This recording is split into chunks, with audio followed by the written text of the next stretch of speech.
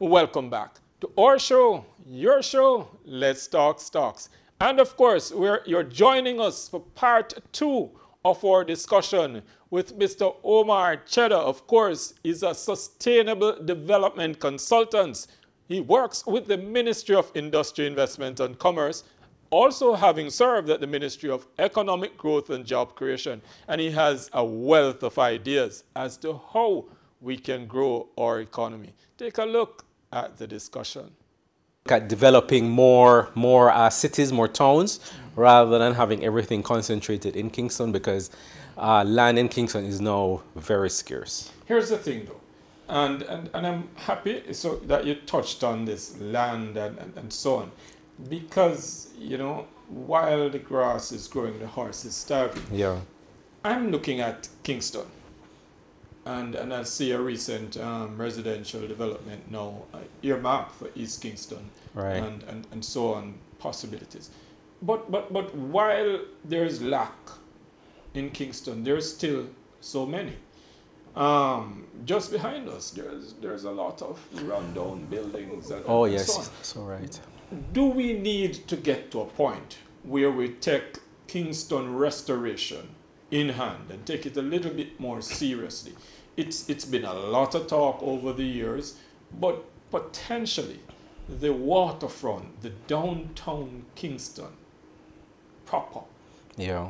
There's a whole lot of high-end real estate that is really wasting in low-end. You're so right, because maybe I was a bit incorrect to say that you know, there's no land. Some land is still available, but those lands are in areas where people might not want to conduct business. And so that is why the social aspect has to be taken into account along with the economic aspect, because as you have been seeing, you know, we have this crime issue, a lot of homicides, gang activity, which has, you know, been exported from Kingston to Westmoreland, Hanover, St. James, right, even St. Anne. And so we cannot ignore the social aspect, right? So a lot of these decaying communities, a lot of these squatter communities, we need to look at how these areas can be developed and proper facilities put in place so the people there feel that they are part of the society and that they have hope, right? Because part of the challenge in getting land to do business sometimes is that, you know, if you put your business at a certain location, you might be subject to extortion, to robberies, and so this constrains businesses. And you know, I don't want to dwell too much on it, but it is a serious drag that I think, I don't think the government and even the private sector has sat down to take a proper look. We do the cursory glance, we talk about the crime numbers and states of emergency, and we argue whether it should be state or not state, whether it should be a crime plan or not crime plan. But the reality is, if we were to redevelop some of these areas and repurpose some of these areas, residential, commercial, the guys doing the extortion, they're not in hiding somewhere up in the moon. Right. They're right there. You can see who they are. Right. Why aren't we taking a more business-centered approach, even to the solution of crime? Actually, you know, I worked on a project when I was at the Ministry of Economic Growth and Job Creation that looked at the redevelopment of the entire downtown area. It was a project spearheaded by Professor Gladstone Hutchinson, the former head of Planning Institute. He has been overseas for many years, but he came back for a while to work on this project. And it looked at creating this partnership, a partnership between the community, the government, and the private sector, and to focus on wealth building assets, rather, because a lot of the social work that has been done, that is going on, it's looking at poverty. So he changed the paradigm to say, let's stop looking at poverty and start looking at wealth building, right? So moving from a negative perspective to a positive. What are the assets in these communities, in these areas? Both infrastructure and people assets, you know, the skills and the culture, and how to mobilize this. And this is not just an abstract concept. He actually implemented such a project in the US, in depressed communities, which was very successful. I believe that concept that you spoke to is exactly what is needed here. Right. And we need to be having much more of that conversation. Can you imagine? When you go to New York, the waterfront is prime real estate. Right. But here we are sitting on prime real estate almost. You know, I did a training course in Colombia, and I'm in Medellin. I don't know if you know about Colombia. Medellin was once the drug capital of Colombia, right? And there was a famous drug lord who was killed there. Can't remember his name now. But anyway, while I was there, I did a tour of what they call the communal. And there was a time you could not go into those areas, just like Jamaica, you know. Colombia is a bit different because their conflict had a political aspect to it. There were guerrillas which were fighting the government, and even now they still have a problem. Not everything has been solved, but in that particular location, Medellin, I was very impressed.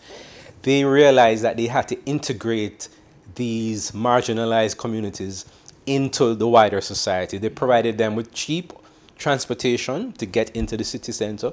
In Colombia, the poor live on the hills, and it was very difficult for them to get into the city center where most of the jobs were located. So they build overhead trolleys that take them down. Very interesting. And they put in place a lot of recreational facilities where the young people could use their time. And they organize economic activities. For instance, the tour, it takes you to different restaurants, different art spots, and at each spot you purchase something, and the money goes to that community, you know. So it's a lot like community tourism. We're doing something similar now with the art project, right? But we need to expand it, and put it into the control of the community members, not just an uptown person who is because what you find in Jamaica, sometimes when the person who organizes these things moves on, it dies, right? So it has to be the community, you know, who understands it, who's managing it. All right, let's go back a little bit. Couple of years ago, we spoke about the logistics hub, and Jamaica building out a logistics-centered economy. Right. That would fall directly under your Right. What's happening with that? How are we? Well, actually, you know, a lot has been done. The harbor has been expanded and divested to a French company. The road network has been expanded, and the BPO sector, the business processing, has expanded tremendously, has provided a lot of jobs. But now we're looking at moving up the value chain, you know, higher value added jobs. So we're looking at zones that will offer manufacturing facilities, recreational, sporting facilities, and linking that with industries like medical tourism, for instance. So some of these zones would supply the pharmaceuticals and the supplies that the medical tourism industry would need.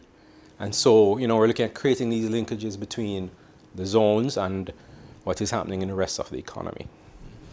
All right.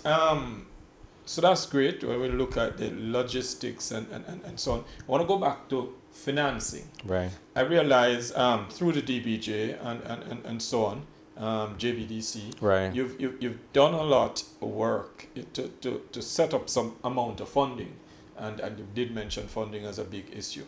But it's more been debt financing, and you spoke about using special purpose vehicles and so on.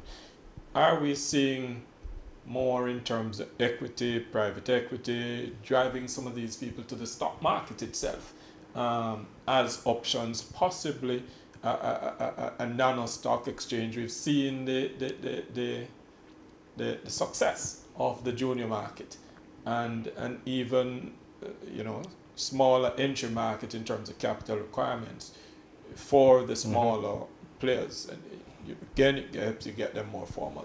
Yes, actually, we have been looking at a nano stock exchange, how to put that in place, and we've been looking at some best practices in different areas of the world. I know China, although China is very different from Jamaica in terms of size, but they have implemented a sort of a nano stock exchange, and we're looking at how we could implement something similar in Jamaica. It would have to be ring fenced, Yeah. and the risks would have to be managed, you know, and it couldn't be open to every investor. Maybe, you know, specialized investors who understand the small business industry. But it's something that we're definitely looking at. You know what's funny? That takes us right back to where we started with the knowledge-based economy. So Right. you're saying we need to build out that kind of capacity among Right. our people, which takes us into the financial sector and Right. the capacity there to understand what is needed to finance and grow, you know, smaller businesses, which is the epicenter of growth in any economy. Right, right.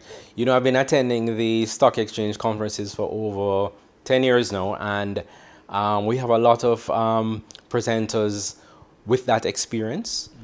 And, you know, I've found some of these presentations to be very, very interesting. And I think we need to create that linkage between what is happening, you know, in some more developed markets with what is happening here, build out our regional stock exchange, and get some of that expertise. Absolutely, absolutely, great point. And I'll tell you, the Jamaica Stock Exchange has been doing some partnerships where people, as far as Nairobi and Ghana, Right. are looking at the model of our junior stock market. Right, to say, right. that's the model that we want to follow. Yes, yes. So let us partner with the JC. Yeah. So I think there's much more that government of Jamaica, through policies, and the private sector, of course, to lead Right. and carry it, drive the growth Yes, that we yes, can yes. do to really grow this economy. Absolutely great to have had you on the I was program. glad to be here, enjoy the conversation. Yes, yes. All right, so that's how we're doing it, and you heard Omar. He's telling you about all the possibilities that we can take on, the things that we can do as a people to get Jamaica growing in 2024 and beyond. As we always say here on Let's Talk Stocks, we give you information to make better financial decisions. Come back with us tomorrow morning at 9. We'll have another informative program lined up for you.